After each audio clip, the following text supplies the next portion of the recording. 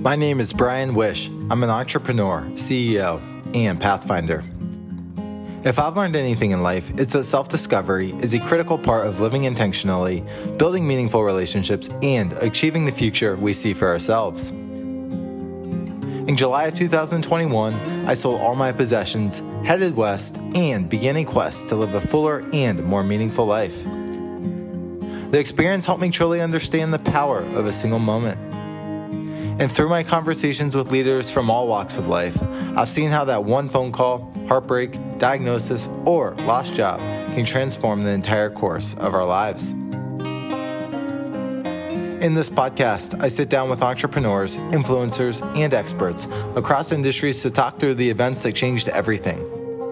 Together, we'll relive the make-or-break decisions, hard conversations, periods of despair and hope, chance encounters, and everything that followed.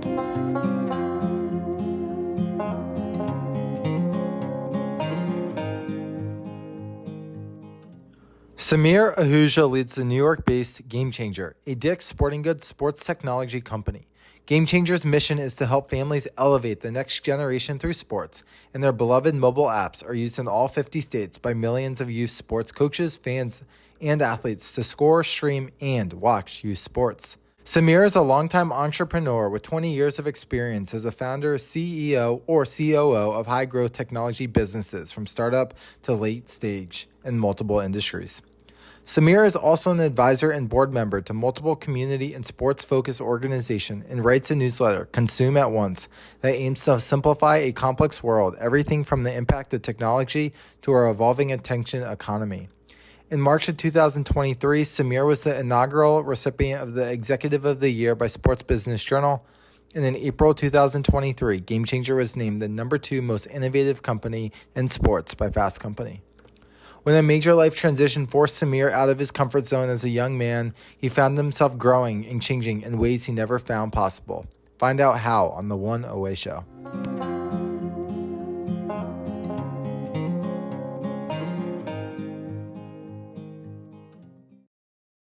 Samir, welcome to the One Away Show. Brian, thanks for having me. I'm excited to be here.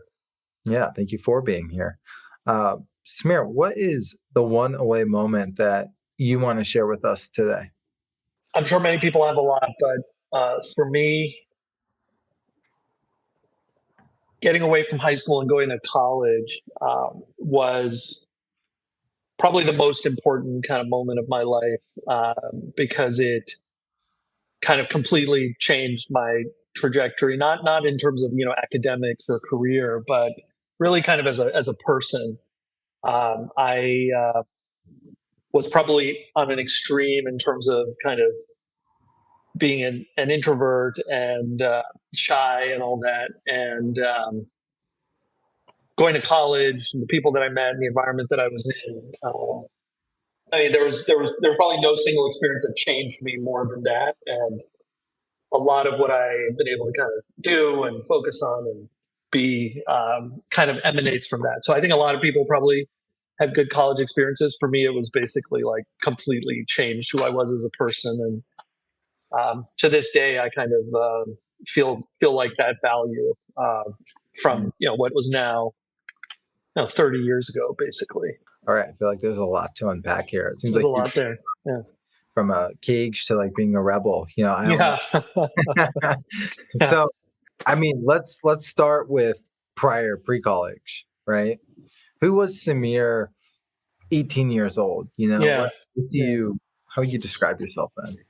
Well, first of all, I was an immigrant to the United States, and that I think contributed to some of the, call it, shyness and all that. And it was actually literally that age you said. It was at 8, and lived in the New York area, and was just, very good sort of academic experience, but basically a really, really difficult social experience in terms of getting to know people, making friends. Didn't have any sort of cultural issues in terms of language and all that. But it was more just kind of who I was, and all through high school, just wasn't didn't have the confidence really, I think, to kind of get out there and connect with people, and really kind of believe in myself. I was able to kind of, again, do well in school, but I also think I was able to do well in school just because it sort of like kind of came easy to me. And I really think there was this missing ingredient of confidence. I think it ultimately, I think, was something I needed more of, not just in social interactions, but I just didn't really believe in myself. And by the time of high school, I was very more aware of this. I was not enjoying the fact that I didn't have sort of good social life and all that. And so part of it was consciously like going to college, like I'm going to just change who I am. Interesting. Got it. It was conscious. Now, okay, if you don't mind me asking, Yeah, of course. We need to go there, but I also relate a lot to what you just shared. Why didn't you believe in yourself?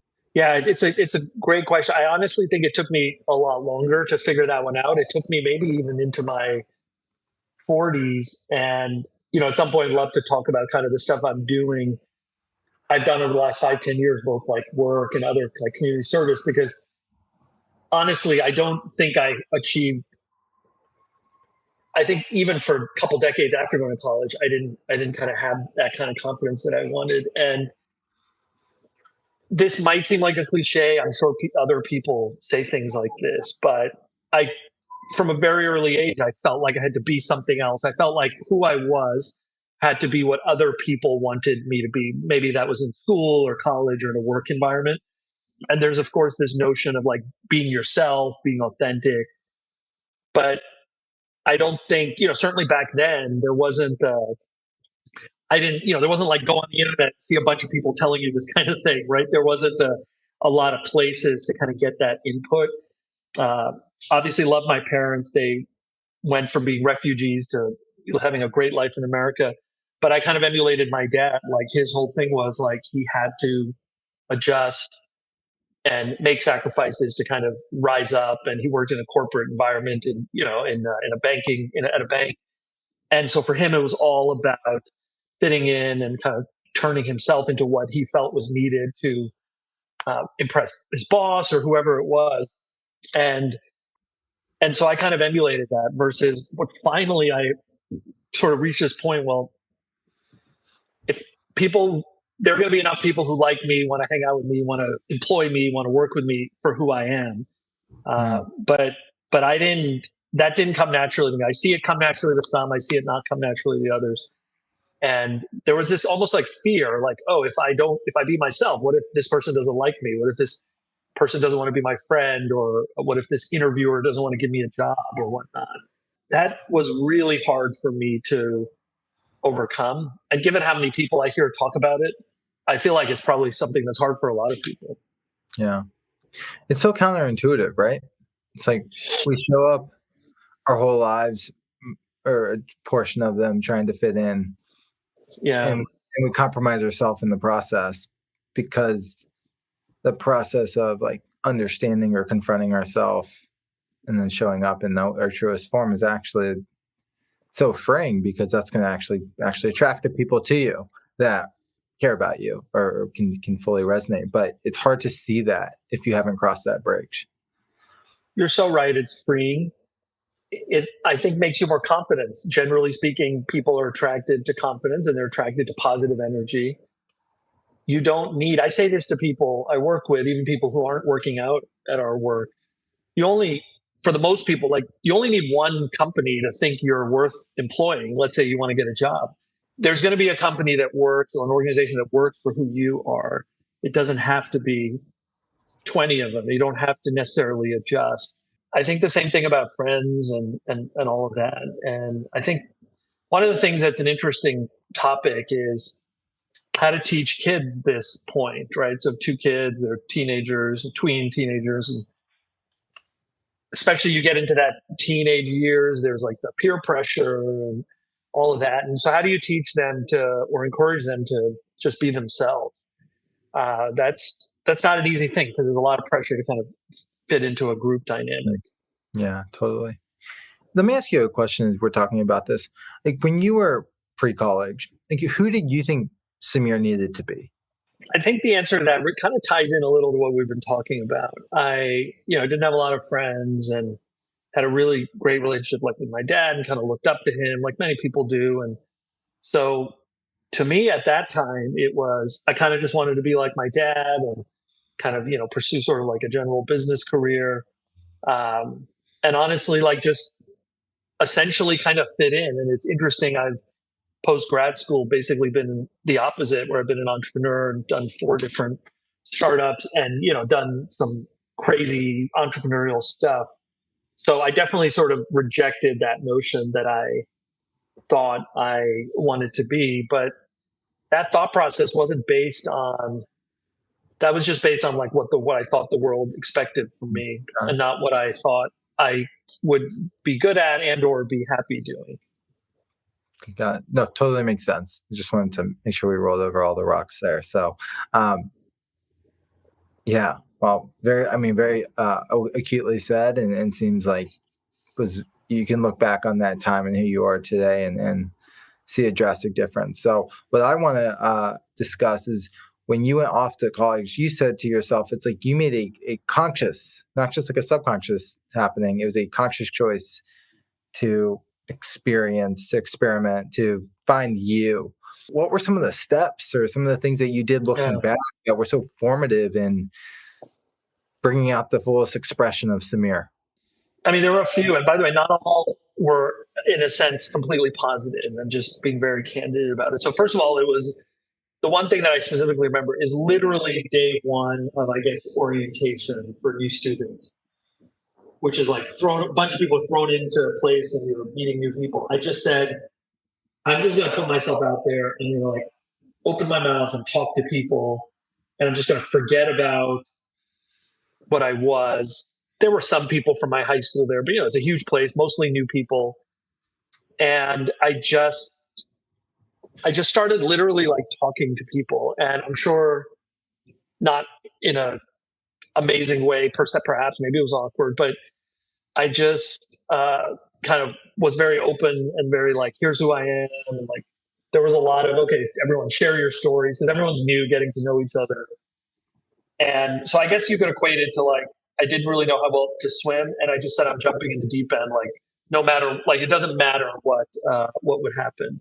The second thing, and there's probably like three. The second thing, and honestly, this was had a cost to it, because my focus of concern here was like around social interactions. As I kind of got rolling, I joined like every club that I could, join.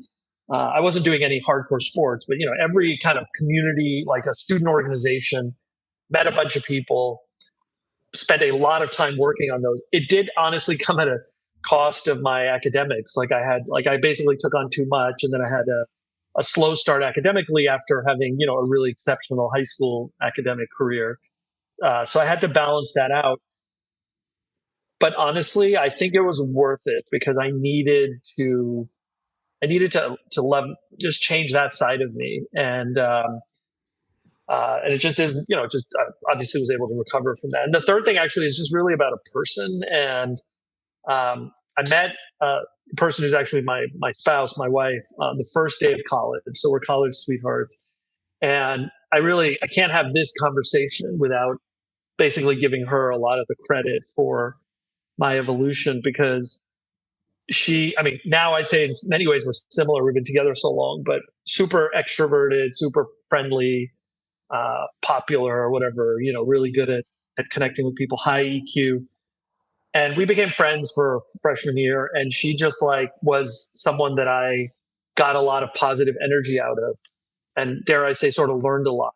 And she didn't really judge me for any of my past because she didn't know it. And just took a liking to me, and we became friends and we hung out a lot. And I mean, to this day, like I rely on her EQ, I rely on her ability to connect with people, ability to read people. When I've had moments, particularly with some deep startup work, where I disappear for a little while because like maybe that's what you need to do. The joke is she kind of like reminds my friends that we're still friends. And this is not a common thing, but she's just a great people person, and So without her, this evolution, I guess, would not have happened. Nothing like a great partner. Yeah. Cool that you joined a ton of organizations to just throw yourself in the deep end, as you said, so to speak. And from my, just like it's brave, right? I think it's really brave to acknowledge this kind of what you need to confront within, and then go throw yourself at the things that you haven't, and then you have to lose familiar ground. Hmm. So it's awesome. Now let me ask you a question. When these student organizations, you said they had a cost to them, was it intentional? Like, were you like, I'm going to go pick out these 3 to 5 things that align with my interest, or was it just, I'm going to go throw myself at groups and see who I can like befriend and get myself out of this shell? What did that look like? Yeah, it was a little bit intentional. I think what I had inside of me, which is to this day a motivational thing for me, is I'm attracted to being in leadership. I didn't have the communication skills, charisma, whatever you want to call it, that I think I have more of now. But I was always attracted to moving something forward, being in a position. I say leadership. Another way to say it is, and I mean this in a good way, is control. I think that's why I became an entrepreneur. It's like I want to define what I want to work on. And I felt like, okay, if I'm in a certain organization, like I want to be one of the leaders because I think I can do it well. And so I gravitated to student government, which is of course naturally about leadership, and ended up like being, in a couple. Didn't ultimately go to become like student body president or anything, but was part of the council, the student body group, and was in a pretty active position for 3 out of the 4 years.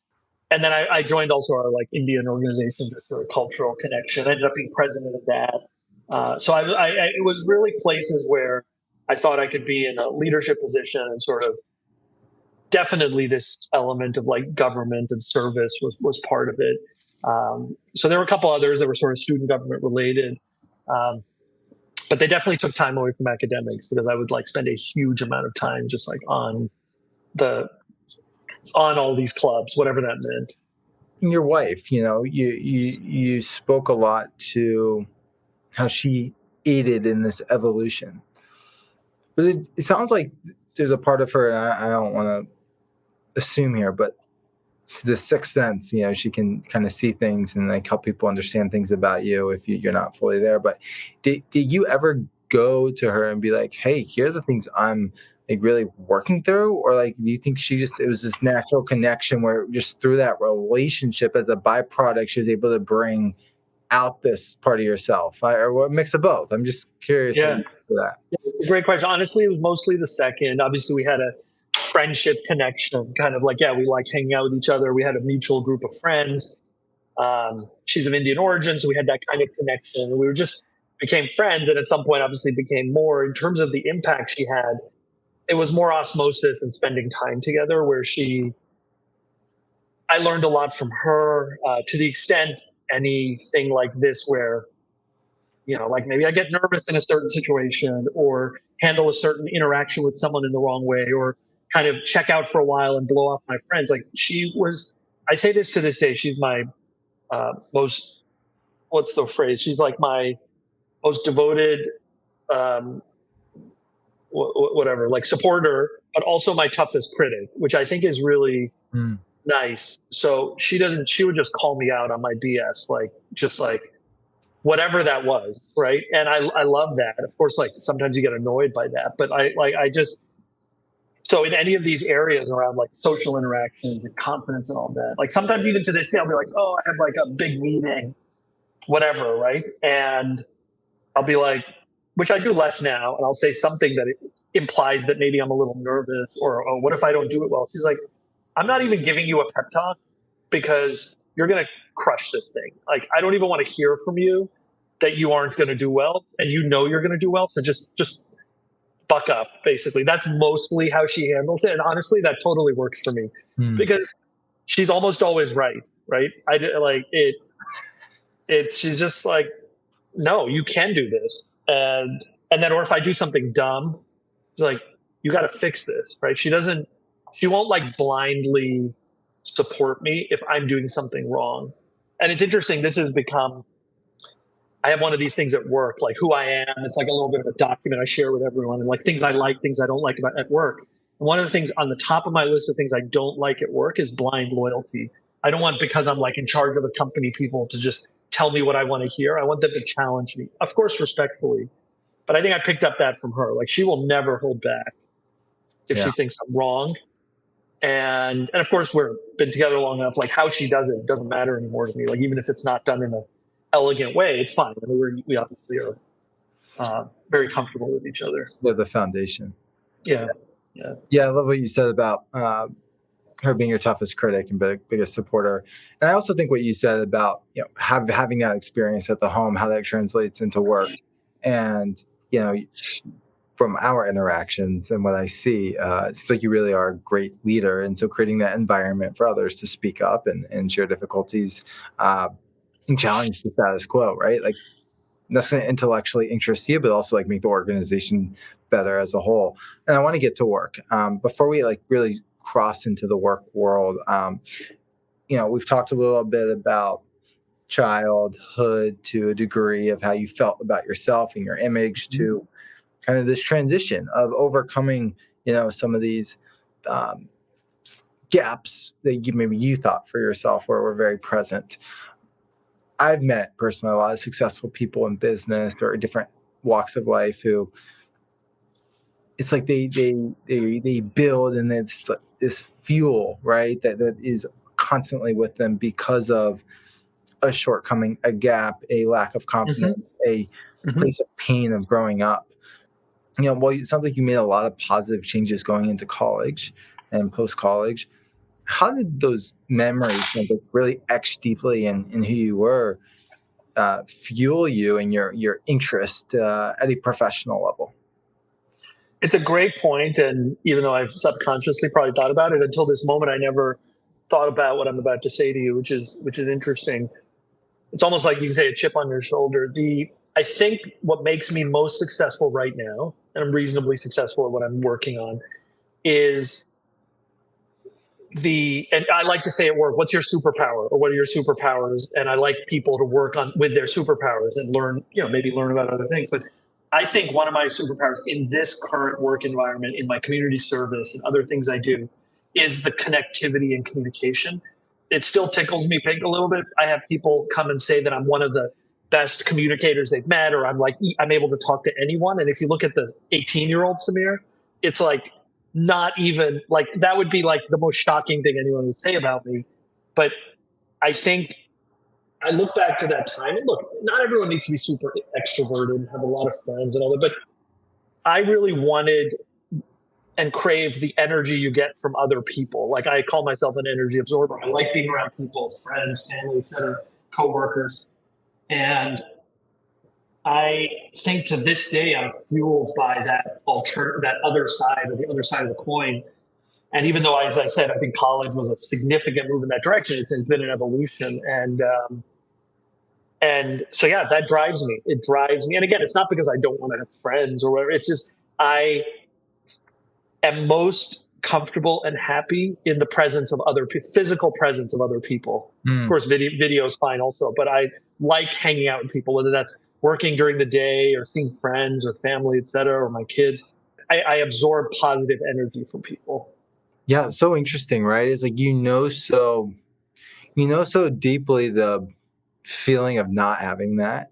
Yeah. And the thoughts that probably perpetuated about yourself, but then you also know so deeply being engaged in conversations with people you love or respect mentally, or and it's like that is a constant feed of energy, right? That it's like you want to have to go back to that place. Is that right? That's absolutely right. And it ties to another thing that you read about a lot, and a lot of advice that people give is if you're going to be in that mode, you need to have people around you that are a positive influence on you. And positive influence doesn't mean they just tell you what you want to hear, but positive energy, support you. And this notion of surrounding yourself with the right kind of people for you is crucial. And again, this took me into my 40s to realize, but spending time if you have the opportunity at work to either you're a manager or whatever, but I, I have control over a lot of hiring decisions, and we seek out people that contribute in that way. I've had not a lot, but a couple of friends that I would describe as sort of classically toxic, and it was a tough decision. But I've sort of separated, distanced myself from them because they aren't adding kind of positive energy to me. It's not. I just don't think it's fair to anyone, and that's become much more important to me than ever before. Is who I'm spending time with. You have a declining amount of time left in on this planet, so you want to spend it with in ways that make you happy. And in my case, that's with positive. Doesn't mean people are always happy. It's like I have plenty of time where I'll help a friend who's down, but they're just they're a net positive to your life. Right. It's like when that name hits your phone on a text, Mm-hmm. and before you even open it, you feel one way or another way. Mm-hmm. And it's 100%. Yeah. 100%. Yeah, that's exactly what it is. Sometimes it's it's those people that you're busy, and these days, like, people don't pick up the phone. Like, there are people who I'll pick up the phone because they just make you feel better, in whatever way that is. And it's not just friends. I mean, I see that at work. It's obviously a different type of relationship, but you become, as they say, the sum total of the 5 people you spend the most time with. So you want to make those decisions carefully. Yeah, absolutely. All right. Samir, this has been awesome. We're going to keep going here, but thank you for thanks for just being open. This is meaningful. So I definitely want to talk about GameChanger and just big visions here, but you did mention some prior startup journeys. So for those who don't know you, maybe give us just an articulation of kind of your path and journey up into GameChanger, and we can talk a little bit there, and then we can really dive into what's present for you today. Sure. I got the entrepreneurial bug in grad school, and then I took a traditional job in investment banking at JP Morgan. And I lasted 11 months because I just wanted to be an entrepreneur. I think it was this combination of believing I could do my own thing and wanting to be in charge of something. And I took a lark. I just quit my job, and I actually got involved in a sports-related startup that was building basically a sports hall of fame in New York City in partnership with all of the halls of fame around the country. And so it was part real estate, part finance, part sports, part location-based entertainment. It was this very complex project for a long time. I mean, it was the biggest thing I did for a while until GameChanger, and ultimately opened. But we opened in 2008, right before the great financial crisis. So we hit like a massive amount of trouble with money and all that. And ultimately, it didn't work. I've learned more doing that job than any job, including GameChanger. I then spent a bunch of years doing 2 finance fintech related startups. One was a trading marketplace that we actually were able to sell in a very short period of time. So that was a nice win. And then I went into investment management and did a sort of data oriented kind of investment management business that was sort of boutique. So 3 different industries, 100 people, 20 people, 4 people, just different size organizations. The thing that one constant theme was essentially C-suite, CEO, COO, founder in terms of role. The other thing that is I like to remember and think about, and the constant theme is in every one across all those jobs, I could point to any dollar that I made in salary or anything. I could tell you exactly where it came from. It came from an investor that I pitched, or customers were small numbers. It wasn't more consumer stuff or customer. So there was this real ownership element that I like truly knew where my success was coming from. The last thing, ultimately, I probably did a little too long. It was kind of break even. I needed to regroup and think about what was next. And I was intrigued by an opportunity where I could do something very entrepreneurial, but with some amount of stability. So something that was kind of a little further along than like pure early stage. And honestly, like, you think of early stage or new as 0 to 1. I never believed that I would be better at like 1 to 2, like taking something and making it bigger. And it seems to have proven out that I'm probably better at what I call 1 to 2. Was lucky enough to meet the founders of GameChanger, joined at a time of inflection when they were selling the company to Dick's Sporting Goods, and then they ultimately moved on, which often happens with these acquisitions, and the founders kind of burnt out, and there's a culture clash. And since 2019, that was 2017, 2019, I got a chance to run the company. And it's been the privilege of my career to do this thing. It's been an incredible success on quantitative metrics, qualitatively.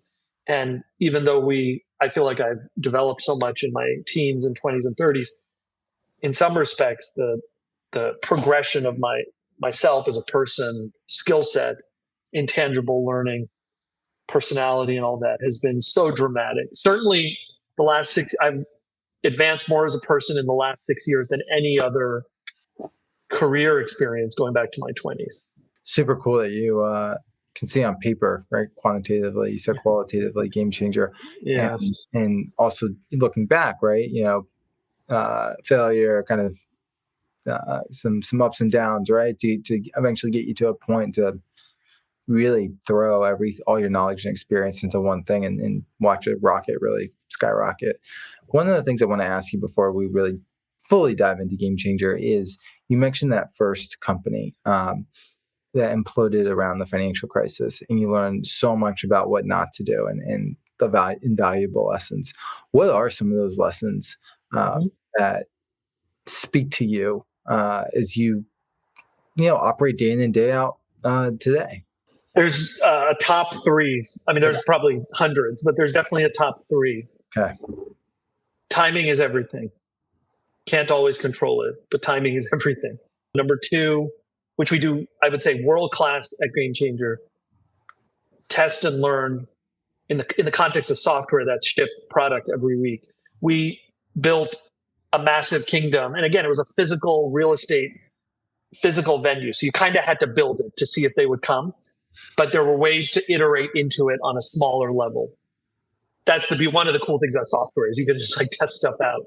But I think you can do it in the real world too. So the best feedback is actual product or service being used by actual customers, not what's in your head.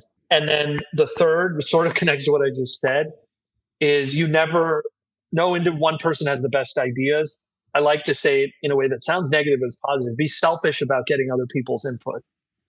So if I have a decision to make, let's say, and I make a lot of decisions as part of the job, I will talk to, within the time frame that I have, as many people as possible. I will literally find people in the woodwork and I'll just ask them, I have a problem. I'm going to make okay, let's say I have a problem with engineering. I'll find every person I can find who knows something about engineering and I'll ask them the question. And if I can that's free advice. And the times when I've been least successful, I've just been in my own head, in my own bubble, thinking I know everything. And one of my main operating principles at GameChanger, because we're successful and you can easily get arrogant and complacent, is we don't ever know the best thing to do. So go find the people who will help you figure it out. And then you make the decision if it's your decision. It's a really humble way of going about it. I second, especially the last one there in my early career. But it's great to see that you have that evolution of lessons, right? That you're thinking about, and I'm sure a whole lot more. So, with GameChanger, you talked about this being, I'm not. I think you said something about unimaginable, just like this really incredible run. Okay. But when you took that role at GameChanger, you talked about it being this unimaginable experience so far. Where you are today, when you took that role then, did you see what's happened over the last few years happening? Two-part answer. So first role I took was part of the executive team, not running the company. At that point, it was an experiment. I know that's a big experiment. It's like your career, but I saw some really good, positive things, and I thought I would try it out. A little bit before I got the chance to run the company, and right after, I'm just going to give myself a pat on the back. I did see the market and the company and the opportunity in a way that I don't believe anyone else saw. And I would say even at the time, maybe the founders, even at the time our parent company, Dick's Sporting Goods, I think my ability to crystallize that opportunity that a lot of people didn't see was one of the reasons I got the chance to run the company. The freedom I was given to implement what I thought was needed to achieve that has worked. So I painted a picture in 2019, and we like to do things with our board in sort of 3-year increments. A lot of people just like that. Like, what's your 3-year strategy? It's a little bit of an arbitrary time frame, but fine. And I painted a picture from 19 to 2022, of course, not knowing about COVID, that people, I kid you not, I had a meeting with some people where there was a couple of them snickered at it. And they were like, there's no way you can do this. I'm like, we have the following strengths and the following people, and the market is going in this direction, and our users are going in this direction. We can absolutely do this. And we achieved what I laid out 1 year faster. It was a 4 year thing. We achieved it in 3 years. And then I did the same thing again in 22, and we're well on our, I mean, we certainly have more than achieved it in 23. And yeah, I think one of the things I've been good at, and I would say one of the important things that someone in a CEO, president type position has to be good at, is seeing where the puck is going. How do you learn that? I have no idea. You can't like learn it in school. I think you develop a certain strategic sense. I definitely think one way to do that is to be multidisciplinary. So I've had either the great luck or the horrible luck of doing 4 different startups in 4 different industries. So there's a lot of muscle memory and a lot of like multidisciplinary connecting the dots. So you see things before other people do because you can pull on one of your older, your prior experiences. You got to see where the puck is going. I think that's like a Wayne Gretzky thing, right? Like he would see where the puck's going, not where it is. And sometimes I have to remove myself from some day-to-day operational things so I can see I can see the big picture. And I think we've shifted now to a mode where our team and our board sees how big this can be, and they've responded by continuing to back us and continuing to give us support. And we've been able to turn on the people side 50 people into 170 with super high, engagement and positivity. We do a survey quarterly, like an engagement survey, and one of the questions was, "How positive are you about the future of GameChanger?" I've never seen this before. 100% yes. There's like no question that's ever 100%. That made me feel good. Of course, there are other things we needed to get better at, but we've painted a picture of a magical, amazing future that I believe we can hit because we've already been doing it. And I give myself certainly credit for contributing to that, painting that picture. That's the job of the head of a company, in my opinion. You mentioned Tamir. By the way, congratulations on that. Right? So you have to buy. A quote that finally actually resonated with me recently that speaks exactly to what you just said, and I've heard it for years, but it finally clicked. And it's the one that says "culture eats strategy for lunch." Yes. And like, I always thought that was so silly. I really did, because I never understood the importance of culture or leadership, like to its necessary fullest. And I was like, oh, great strategy. Like I always thought that was the most important because you got to know where the puck is going. But what I was going to say to what you just said is, well, you actually need the people to believe in the environment they're in to drive the puck to where you need it to go. Yes, absolutely. And I had this like light bulb moment where I was like, I've heard this quote 100 times, and it finally clicked. In the way I think it really like it got in my bones to click. So, anyways, very cool. What I want to ask you, and this maybe tell us a little bit about GameChanger and this. And how the company works, but you said you saw a market opportunity and we're looking at this in a way that nobody else was, or you thought anybody else was. What did you see, right? And then when you laid out that 4-year plan, what were some of the key components of that you executed on that has enabled you to, do this not once now, but twice now? What I saw was unlimited demand for more data and content from youth sports, which was viewed less as an industry and more as like sort of a pastime. And I certainly don't want youth sports to become institutionalized the way professional sports is. I don't want it to be exactly like that. But there was this massive demand and, frankly, massive privatization that was occurring.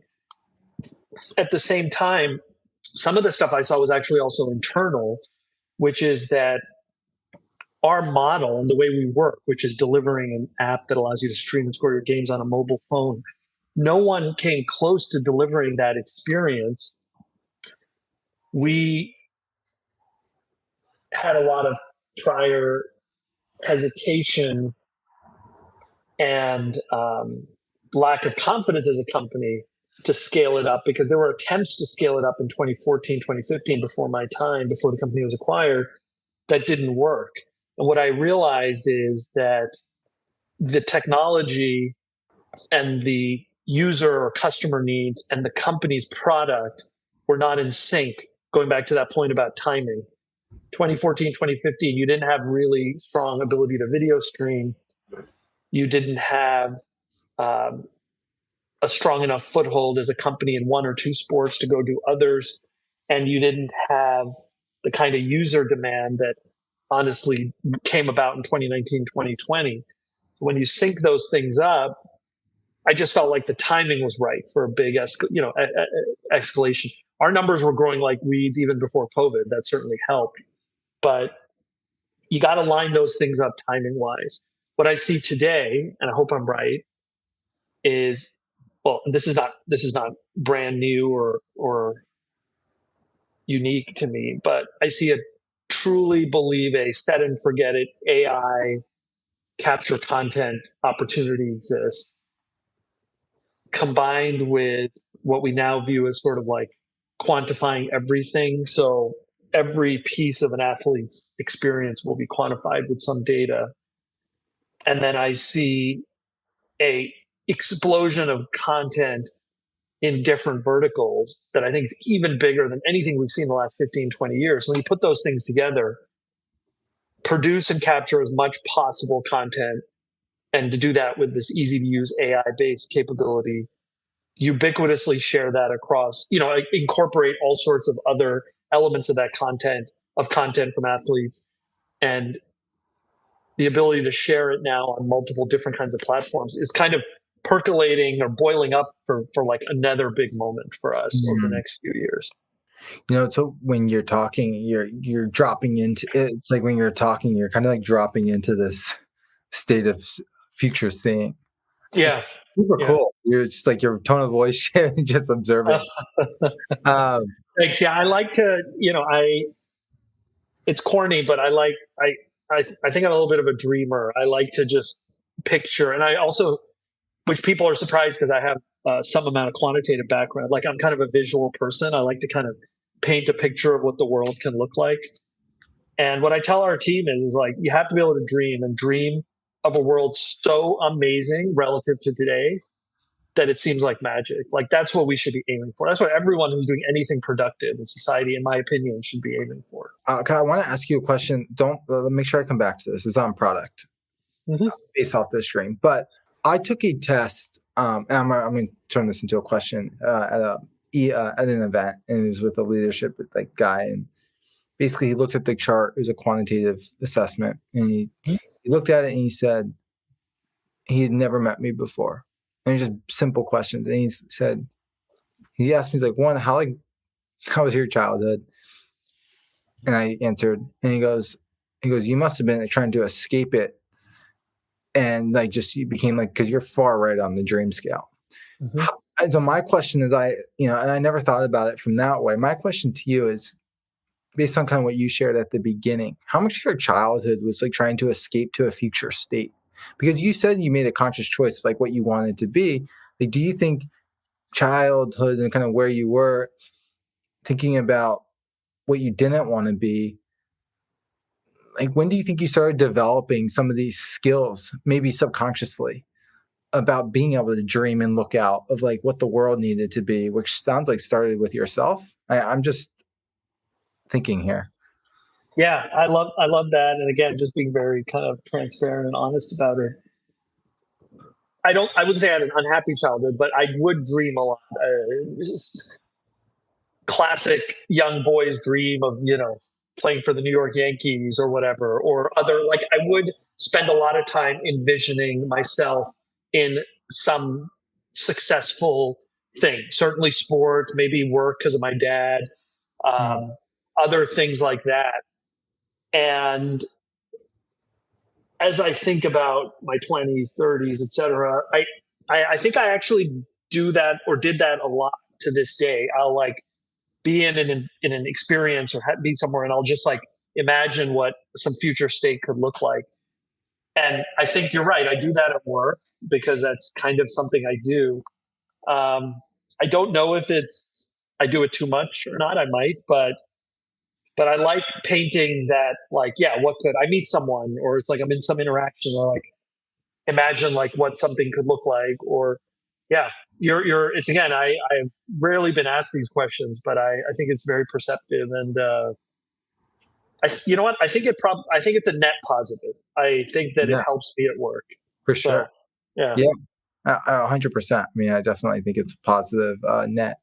Uh, so, all right. So there's this, I think what's interesting about you is you've talked about setting these 4-year plans, achieving them 2 times now over. On one end, right? You have to dream, you have to see the opportunity, and you have to have like you said, the timing needs to be right. But then to translate that at a product level with data, AI, Mhm. content, how do you transition as a leader to say, all right, let me paint this picture. Here's what the world needs. And then go, all right, let's go build this product. Like, what is that?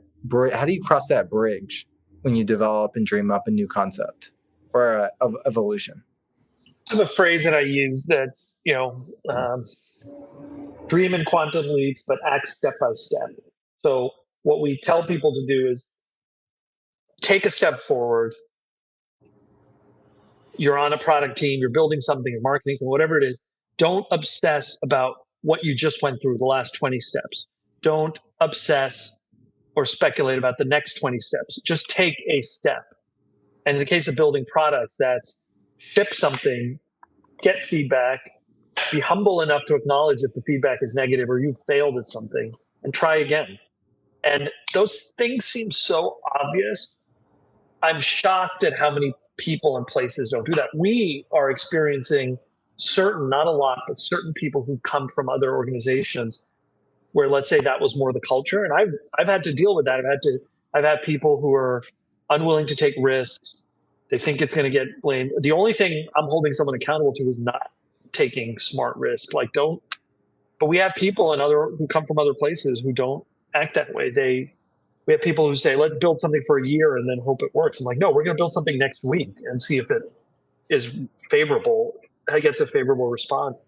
People will check with me to make sure I'm like every little detailed thing they're doing. I'm like, I don't want that. I want to set strategy, and I want to empower you as the person closest to our users to tell me what you'd like to do. Of course, if I see some major issue, I'll tell you, but we want you to move forward. Just keep moving. And I've seen sufficient examples where that isn't the case.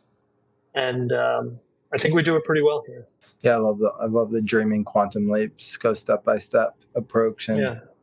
also a very empowering culture to set, right, for peer people to say you can dream too. It doesn't need to be all me, but within the big dream, create your smaller dreams, and go make it happen on your terms. So Exactly. Exactly. I'm not saying you're not acting. Like, you seem comfortable in this role, like within the discomfort of the role, right? Just Mm-hmm. Mm-hmm. it's never comfortable, but um, it's like you're equipped to really take this thing to, I don't know, maybe a billion, in revenue. Who knows? That'd be amazing. But Sure. Yeah. with these big dreams that you do have, it's kind of a two-parted loaded question, but what's the hardest part for you and what's the scariest part? The hardest part is the fact that I think most people decisions are 50-50. So I do a fraction of the work that we do here, a tiny fraction. And I get to make a lot of decisions about who is here. And we're 60-40, everyone, our best hiring managers, you don't get them all right. And I, that's really hard. You don't know someone until you have their feet to the fire and they're working. I think that's harder than strategy. I think it's harder than getting product market fit.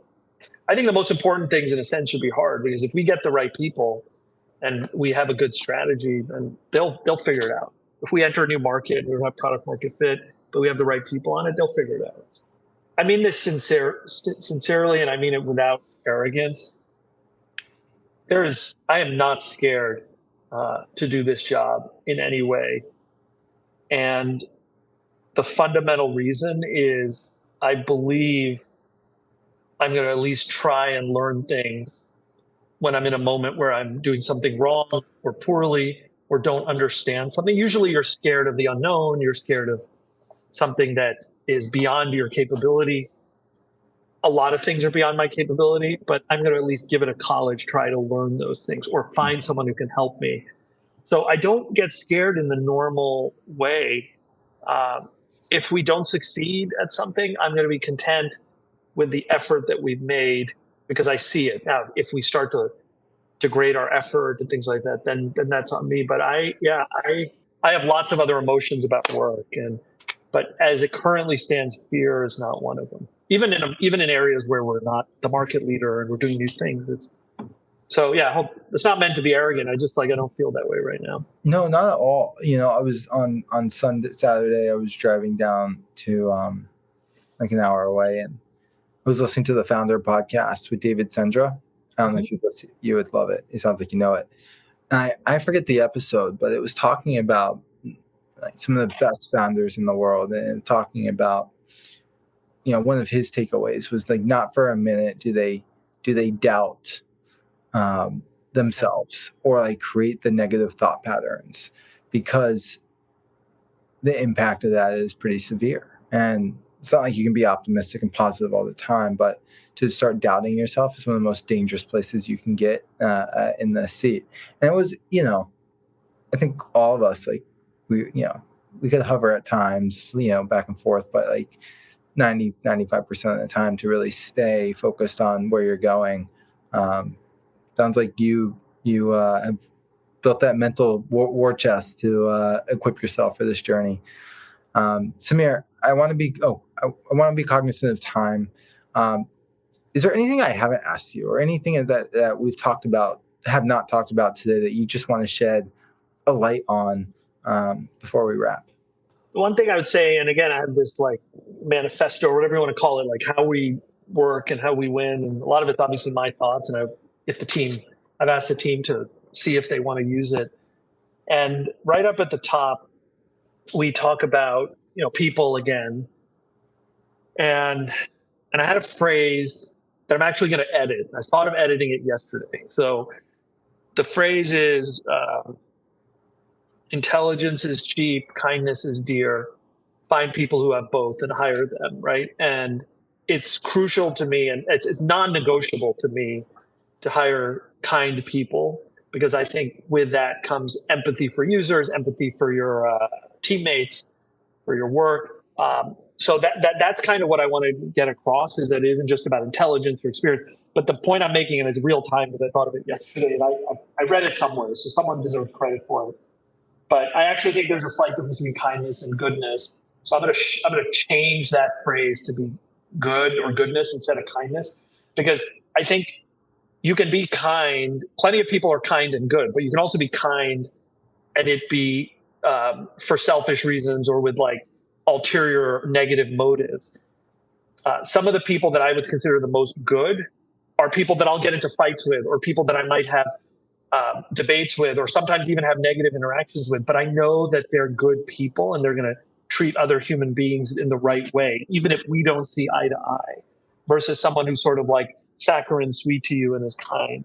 So what I want to leave you with is, hire people who are intelligent and good. And I don't hire intelligent, assuming I can judge them, I can evaluate them. I will not hire the most intelligent person in the world unless they're also a good person. It's never worth it to me. Well said. Well, Samir, this has been an honor. Truly a great conversation. Thank you for your time. Where can people find you? Where can they find GameChanger? And maybe tell them about your newsletter, and we'll send you off. Yeah, sure. So find GameChanger on the iPhone, on the Apple App Store or Android, or gc.com, easy website. You can find me on LinkedIn, but also if you're interested in kind of how our world is being disrupted by technology, everything from AI to crypto, et cetera, check out my newsletter, Consume It Once. It's on Substack, and definitely reach out if anyone wants to talk about what we're working on. I'd love to hear from you. And Brian, love what you're doing across the board. And I mean this sincerely. The questions that you asked me were among the most like thought-provoking I've ever received about me, my progression, my evolution. So thank you for really parsing through, my life. Well, thanks for creating the space that enabled me to ask the right questions. It takes two. So, Absolutely. All right. Well, Awesome. Excited for you. Thank you.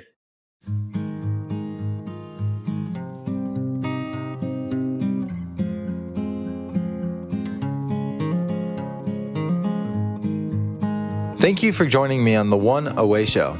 If you enjoyed this episode as much as I did, please leave a review and follow us on Apple Podcasts or Spotify. Have a one away moment you'd like to share? Follow me on Twitter or Instagram at BrianWish_, or reach out to me on LinkedIn and tell me about the moment that altered your life. The One Away Show is produced by Arcbound, a company dedicated to helping entrepreneurs, experts, and visionaries launch authentic personal brands. From message development to podcast production, social media content generation, and book writing, we work with you to create your arc. Head to arcbound.com to learn more. Thank you for listening, and please join me next time on The One Away Show.